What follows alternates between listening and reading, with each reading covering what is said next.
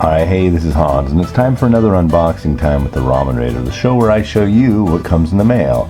And today I've got a box from the US. This little box comes by way of somebody on Instagram named mlats. Thank you very much. And let's crack it open and see what's inside.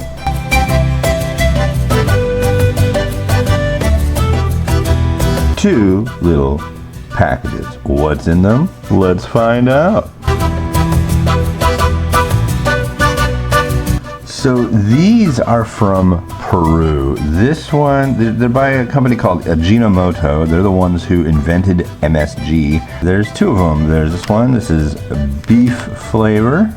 And this one appears to be gallina picante. So it's spicy young hen. I believe that's what gallina means. If I'm pronouncing it correctly. If I'm not, then I apologize. But yeah, very cool. I've wanted to try these for a long time, and I just have never been able to get my hands on them. Thank you very much. I always really appreciate it when readers send me something special to give a try too, so I will be trying these shortly. Alright, well hey, this has been Hans the Ramen Raider, wishing you enjoyment of your noodles every day. Have a good one.